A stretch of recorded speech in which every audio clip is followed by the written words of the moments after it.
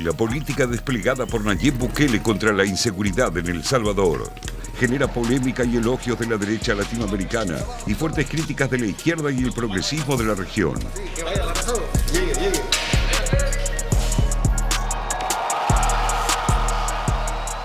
Cuando asumió en 2019, el país estaba catalogado como la capital mundial del crimen organizado, caracterizado por los vínculos de las mafias con la política. Bukele obtuvo el 53% de los votos y se convirtió en el primer presidente desde el fin de la guerra civil que no representa a ninguno de los dos partidos tradicionales, Arena y el Frente Farabundo Martí para la Liberación Nacional. La principal propuesta de campaña de Bukele se centró en una guerra a la inseguridad generada por las maras y las mafias. Con ese objetivo, lanzó un plan de control territorial que consiste en militarizar las calles y mejorar el equipamiento de la policía para recuperar barrios y territorios que habían sido ocupados por pandillas y maras. Junto al plan de control territorial, decretó el estado de excepción para poder detener a pandilleros sin orden judicial, en algunos casos, solo por tener tatuajes con las letras MS, iniciales de la Mara Salvatrucha. Pues la verdad yo estoy de acuerdo con el presidente, porque él les tiene que poner mano dura, si no van a haber más homicidios y bueno, nuestras familias corren de eso. Sí, yo estoy de acuerdo con él. La controvertida medida de Bukele suspende el derecho a la defensa, a la libertad de asociación, a la inviolabilidad de la correspondencia y permite la intervención de las comunicaciones sin orden judicial. Las detenciones de personas pueden extenderse hasta por 15 días. Desde marzo de 2022 hasta hoy, hubo más de 64.000 detenidos, de los cuales unos 3.400 fueron liberados por no poder comprobárseles algún delito. Yo lo que pido es al señor, pues, presidente, de que él se ponga la mano en su conciencia y libere todito aquel que no debe nada, que está injustamente. La principal crítica que recibe el presidente salvadoreño de las organizaciones defensoras de derechos humanos, las fuerzas progresistas de la región y del Departamento de Estado es el recorte de las libertades civiles y la legislación que criminaliza a la prensa si brinda información sobre el crimen organizado. Tú le dices a la gente o al elemento de la Fuerza Armada, capturen de una fuerza letal y ellos te pueden interpretar, hay que dispararle. No importa que vayan corriendo, que sean rendidos. Ese es el riesgo que se cuestiona. Entonces, esa es una violación que se comete a los derechos humanos en este país y en cualquier país. Pese a esto, Bukele ha logrado mantener un amplio respaldo por parte de la ciudadanía y se encamina a buscar su reelección en 2024. Yo les digo, vean el país donde antes habían 20, 30 muertos diarios, donde antes era común encontrar cadáveres en el suelo, y vean cuántos homicidios hay ahora. Días, semanas enteros sin homicidios.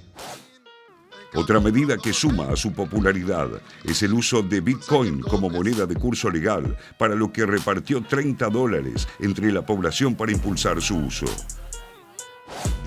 Este mes, y como parte de las mismas políticas para terminar con las pandillas, el gobierno salvadoreño presentó un centro de confinamiento del terrorismo, una mega cárcel de máxima seguridad, con capacidad para 40.000 internos.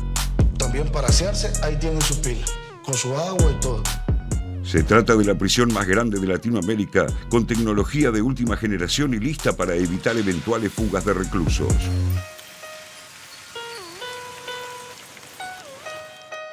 El predio fue construido en solo 7 meses y está emplazado en un valle rural cercano al volcán Chicontepec, en Toluca, a unos 74 kilómetros de San Salvador.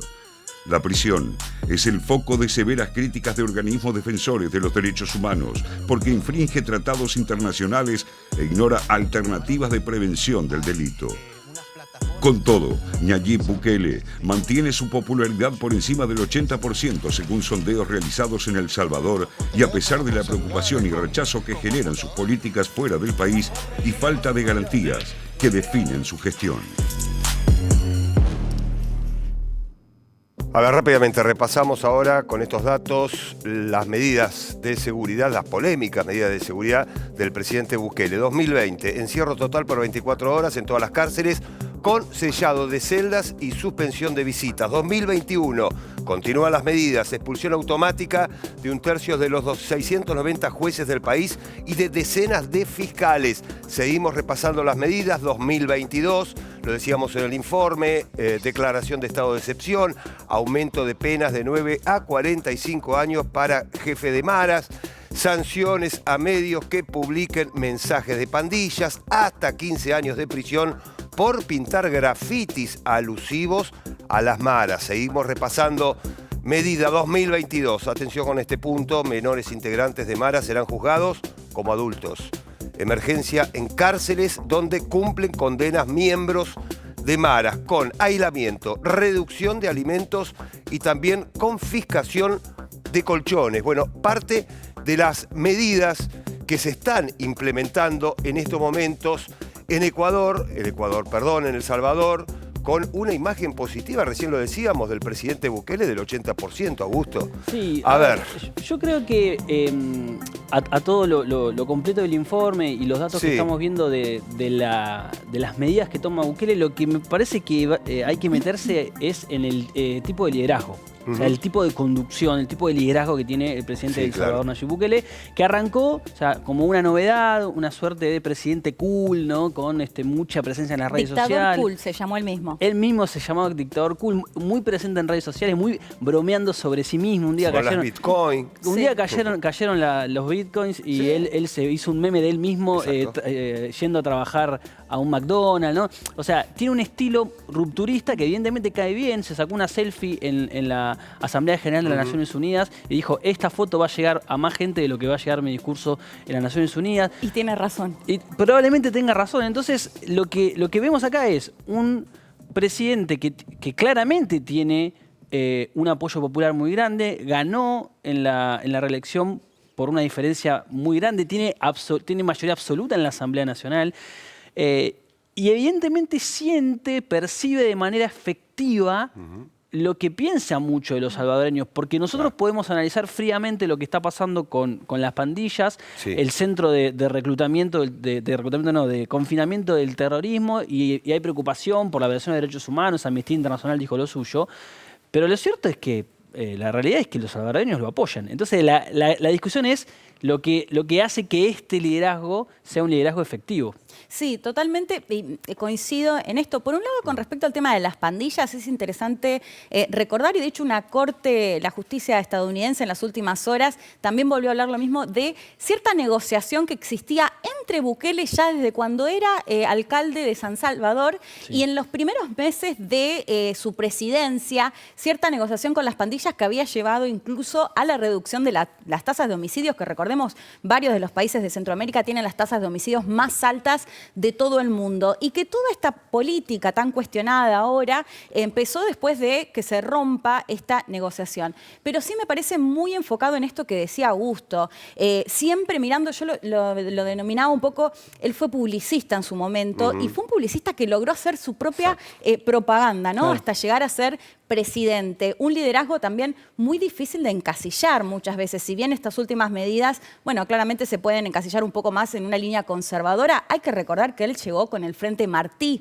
a las 2 primeras alcaldías previo a después ya ser parte de una coalición de derecha que rompió con los partidos tradicionales, tanto de Arena como del Frente Martí, que había sido la ex guerrilla, partido de izquierda, y que, bueno, de pronto tiene una postura anti-Estados Unidos, cuando es Estados Unidos de quien depende tanto el financiamiento y demás, y que también lo que sostienen varios analistas, que esta postura de Estados Unidos o anti-Estados Unidos no tiene tanto que ver con una cuestión ideológica, sino también con responder a ciertos pedidos de la sociedad, y bueno, que se ve a las claras que mantiene una popularidad al día de hoy altísima. Bien,